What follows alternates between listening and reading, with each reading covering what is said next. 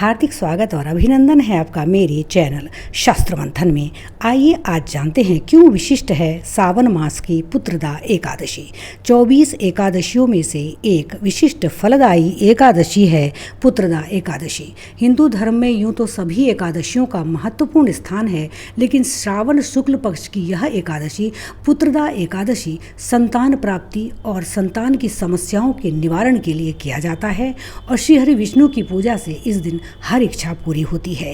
संतान प्राप्ति के लिए इस दिन विशिष्ट पूजा, विशिष्ट मंत्रों का प्रयोग और विभिन्न वस्तुओं को ईश्वर पर चढ़ाने से भगवान विष्णु उत्तम संतान प्राप्त करने का वरदान देते हैं। पद्म पुराण, नारद पुराण, भविष्य पुराण में इस एकादशी की चर्चा प्राप्त होती है।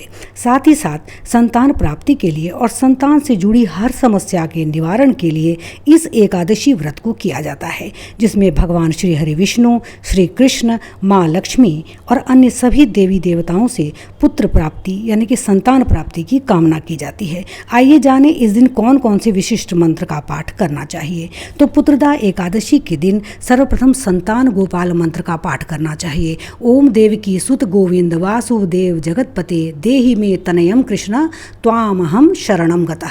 इसके साथ ही साथ इस संतान गोपाल मंत्र के साथ साथ विष्णु गायत्री मंत्र के जाप की भी परंपरा हिंदू सनातन धर्म में है।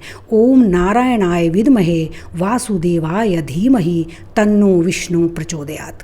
इस विष्णु गायत्री मंत्र का 11 बार जाप करने से संतान से जुड़ी हर समस्या का निवारण होता है। साथ ही साथ इस दिन द्वादशाक्षर विष्णु मंत्र, जिसे हम ओम नमो भगवते वासुदेवाय यानी वासुदेव मंत्र भी कहते हैं, ओम नमो भगवते वासुदेवाय, इस मंत्र के जाप से इस दिन भगवान श्री हरि विष्णु की असीम कृपा प्राप्त होती है।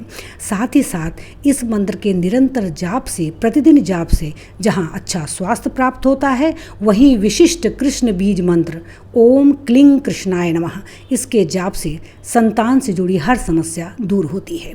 साथ ही साथ भगवान श्री हरि विष्णु और श्री कृष्ण का सबसे प्रसिद्ध और सबसे मनोकामना पूरक मंत्र आज के दिन पढ़ने से हर मनोकामना पूर्ण होती है, संतान स्वस्थ और प्रसन्न होती है। जिसको संतान नहीं है उसको संतान प्राप्त होती है। कृष्णाय वासुदेवाय हरये परमात्मने प्रणतक क्लेशनाशाय गोविंदाय नमो नमः। इस मंत्र के 11, 21 या 5 बार जाप से इस दिन या प्रतिदिन करने से भगवान श्री हरि विष्णु की असीम कृपा प्राप्त होती है। तो पुत्रदा एकादशी के दिन भगवान श्री हरि विष्णु और भगवान शिव और अन्य देवी देवताओं के साथ साथ इस दिन कथा का भी पाठ करना चाहिए, जो विष्णु जी से जुड़ी हुई हैं। और साथ ही साथ पुत्रदा एकादशी की कथा ये आती है कि एक राजा और उसकी रानी जो निसंतान थे, उन्होंने, विभिन्न पुराणों में कथा आती है उस राजा की, कि उस राजा ने पूजा की और उसको संतान की प्राप्ति हुई। तो कहते हैं कि पुत्रदा एकादशी के दिन गोविंदाय नमो नमः इस जाप से भी श्री हरि विष्णु का पूजन करना चाहिए। और इस दिन भगवान विष्णु को कुश, पीला फूल, गंगा जल, पीला चंदन और तुलसी दल चढ़ाना चाहिए। और साथ ही साथ विभिन्न प्रकार के पकवानों का नैवेद्य लगाकर भगवान श्री हरि विष्णु और शिव की भी पूजा करनी चाहिए। शिव पूजन का मंत्र है ओम नमः रुद्राय, ओम नमः शिवाय, ओम नमः रुद्राय, ओम नमः शिवाय, ओम नमः रुद्राय, ओम नमः शिवाय। कहते हैं कि सावन की इस पुत्रदा एकादशी में भगवान शिव और पार्वती की भी अपार कृपा उस व्यक्ति को प्राप्त होती है जो इस एकादशी की व्रत कथा सुनता है या इस एकादशी के व्रत को रखता है। तो आप सभी को पुत्रदा एकादशी की शुभकामनाएं। जय श्री हरि। ओम नमः शिवाय।